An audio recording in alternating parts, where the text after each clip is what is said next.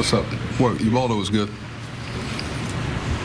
You know, that first inning, you think about how hot this team's been coming in to the game. That makes it doubly impressive.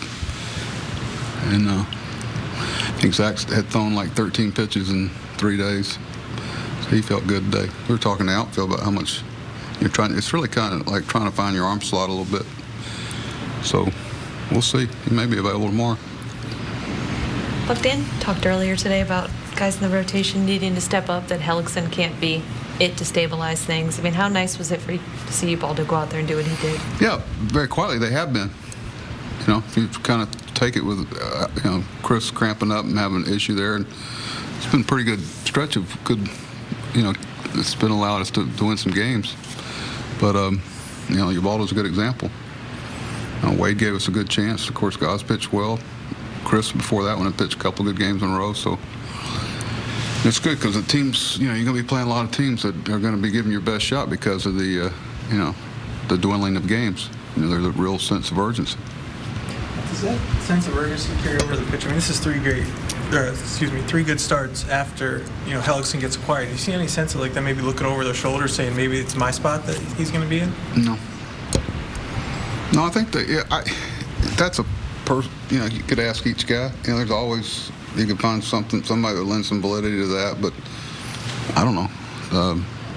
Competition is always a good thing. We'd like to get to 4 position players. It shows you how important a guy like Craig is having on the bench. You know, when we had him here, it was a really good flow to our bench, and we've been missing that for a while.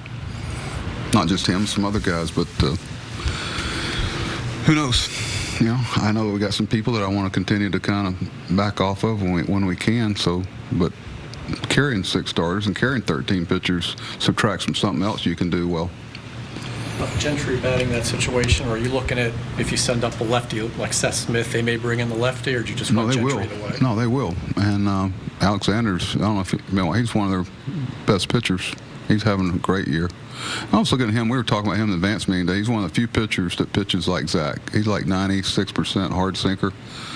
I think that's the first guy we've seen. He's having, you want to keep him out of the game. Soria's having a good year too. He's back. And, you know, if we'd have been behind that game, we'd have probably ran for Caleb. But, you know, there's a lot of, you can say pinch hit, but then you always got to think about the counterpart of it. Okay, yeah, you do that, but you get their best pitcher in the ball game. What are you going to do? Pinch hit again with Giovitelli probably? And yeah, Craig's.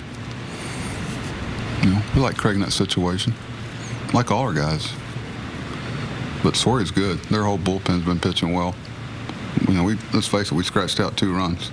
Jonathan had another big two-out base hit. And very quietly, you know, he's second in the league in RBIs and trying to close on the next guy. I think it's very quiet. I mean, you got to start talking about him and some, just because he didn't start out like guys like Judge and some of the other guys, you know, he's ahead of them. Did you sense that with Zach when you saw him today, you know, when you saw him today in the outfield and stuff, that there was a sense of relief, a sense of happiness to still be here? You know, Zach's always, you know, I think the only, not anxiety, yeah, maybe a little anxiety he had was when he first came off the DL, how long it was going to take him to get in step. He knew how important the games were. And I think that those last couple of outings, really, last 3, has made him not have that. I think he's been around long enough to know, you know, I think the only thing that kind of irritates players sometimes is some of the stuff their families have to deal with. You know, his wife, and he's got 2 kids, and yeah, I know it's part of living in this environment that it comes with the territory. But it'd be a good question for him. I didn't see a whole lot different with him today. We always talk during BP. You tie Earl Weaver for 24th place on the old time. My daughter just told me that before I came down here. What does that mean to you? I hadn't thought about it that much. My first reaction, frankly, Rock, it's a little bittersweet because of the reverence that me, our city, our organization has for Earl. It's almost like, you know, he did it, I'm sure. I haven't looked at it in less seasons and less whatever, and I think we'd all love to have, you know, the things he accomplished.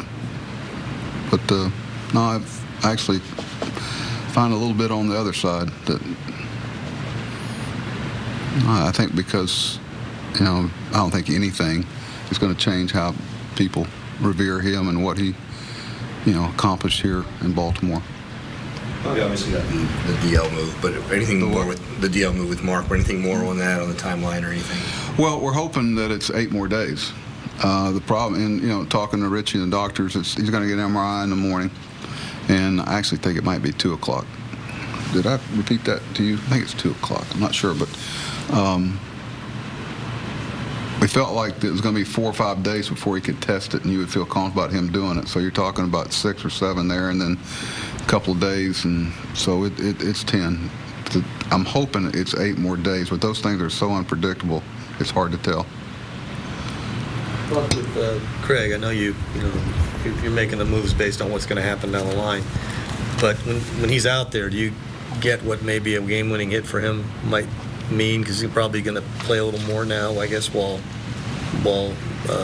Trumbo's out, or will he play more? I said just the idea of him getting in there and getting involved in what a hit means to you and to him.